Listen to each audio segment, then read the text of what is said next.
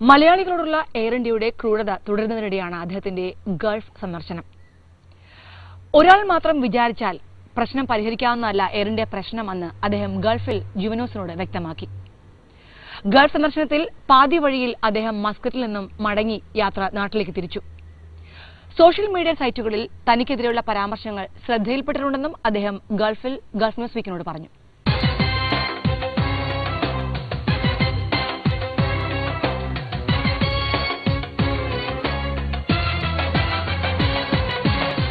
കേന്ദ്ര പ്രവാസികാര്യമന്ത്രി വയലാർ രവിയുടെ ഗൾഫ് സന്ദർശനം പ്രഹസനമാകുന്നു.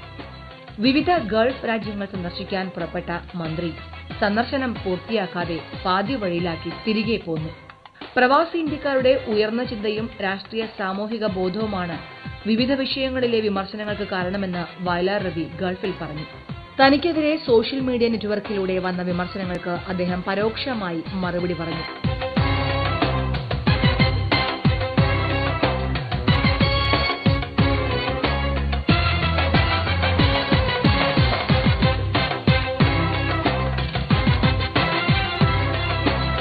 അതൊന്നും തന്നെ തെല്ലും ബാധിക്കില്ല എന്നാണ് വയലാർ രവി ഗൾഫിൽ വ്യക്തമാക്കിയത്. വിവാദം സൃഷ്ടിച്ചില്ല, കുറച്ചുപേർ എന്നെ കുറിച്ച് ഒരു അനാവശ്യങ്ങൾ എഴുതി. അതുപോലെ നമ്മൾ രാഷ്ട്രീയക്കാരല്ല, എത്ര കേൾക്കുന്നില്ല, അത് വലിയ പ്രശ്നമൊന്നും എനിക്കില്ല. അപ്പോൾ അവൻ എൻ്റെ കാരോ പറഞ്ഞു എന്തോ ഇതിനൊക്കെ ഇങ്ങനെ എഴുതുന്നു പറഞ്ഞ്. അപ്പൊ ഞാൻ നോക്കിയപ്പോഴത്തേക്ക് പിന്നെ എന്റെ അച്ഛൻ ആരാണെന്ന് ചോദിക്കുന്ന ഒഴിച്ച് ബാക്കിയെല്ലാം ഉണ്ട്. എനിക്ക് പരാതിയൊന്നുമില്ല, നല്ല കാര്യമാണ്. മാധ്യമപ്രവർത്തകർക്ക് നേരെ പലപ്പോഴും കുത്തുവാക്കുകൾ പറയാറുള്ള മന്ത്രി ഇപ്രാവശ്യവും ഗൾഫിൽ അത് ആവർത്തിച്ചു. പ്രവാസികൾ അനുഭവിക്കുന്ന യാത്രാ പ്രശ്നം സംബന്ധിച്ച ചോദ്യങ്ങൾ ഉന്നയിച്ചതിന്റെ പേരിൽ മാധ്യമപ്രവർത്തകരോട് കേന്ദ്ര പ്രവാസികാര്യമന്ത്രി വയലാർ രവി തട്ടിക്കയറി. ഷാർജ ഇന്ത്യൻ അസോസിയേഷൻ സംഘടിപ്പിച്ച സ്വീകരണത്തിന് ശേഷം മാധ്യമപ്രവർത്തകരോട് സംസാരിക്കുകയായിരുന്നു വയലാർ രവി. നിങ്ങൾ ഇവിടെ പറയുന്നതും ഡൽഹി എന്ന് പറഞ്ഞ രണ്ടല്ലേ? ഇത് ഓർഡർ ഉണ്ട്, ഇവിടുത്തെ ഗവൺമെന്റ്, ഡൽഹി ഗവൺമെന്റ് അല്ലേ ഓർഡർ ഉണ്ടാക്കേണ്ടത്? അപ്പൊ അവിടെ അറിയിക്കണമെങ്കിൽ അവിടെ വന്നല്ലേ പറയേണ്ടത് ഈ കാര്യങ്ങൾ.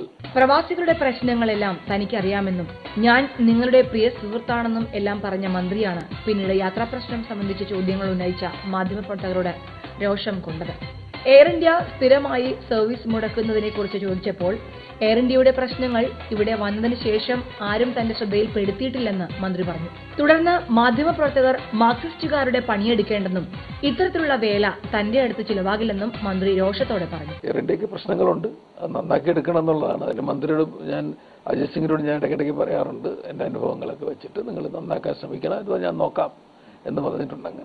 പ്രശ്നങ്ങൾ ചൂണ്ടിക്കാട്ടത്തിന്റെ പേരിൽ മാധ്യമപ്രവർത്തകർക്ക് നേരെയുള്ള മന്ത്രിയുടെ രോഷപ്രകടനം വലിയ തോതിൽ പ്രതിഷേധങ്ങൾക്ക് ഇടവരുത്തിയിട്ടുണ്ട്.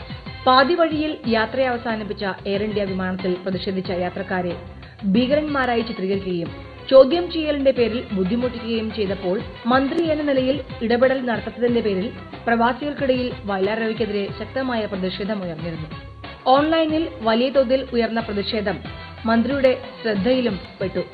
തനിക്കെതിരെ ഗൾഫ് മേഖലയിൽ പ്രതിഷേധങ്ങൾ ശക്തമായ സാഹചര്യത്തിൽ സന്ദർശനം മന്ത്രി വെട്ടിച്ചുരുക്കിയതായാണ് റിപ്പോർട്ട്.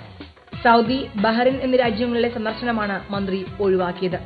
ദില്ലിയിൽ സോണിയാഗാന്ധി വിളിച്ചു ചേർത്ത അടിയന്തര യോഗത്തിൽ പങ്കെടുക്കുവാനാണ് വയലാർ രവി തന്റെ യാത്രാ പരിപാടികൾ വെട്ടിച്ചുരുക്കിയത് എന്നാണ് അടുത്ത വൃത്തങ്ങൾ നൽകുന്ന വിശദീകരണം. പ്രവാസികൾക്ക് വേണ്ടാത്ത മന്ത്രിയാണ് എന്ന് തോന്നിയതുകൊണ്ടാവാം പാതി വഴിയിൽ ഗൾഫ് സന്ദർശനം പൂർത്തിയാക്കി വയലാർ രവിയും നാട്ടിലേക്ക് മടങ്ങി.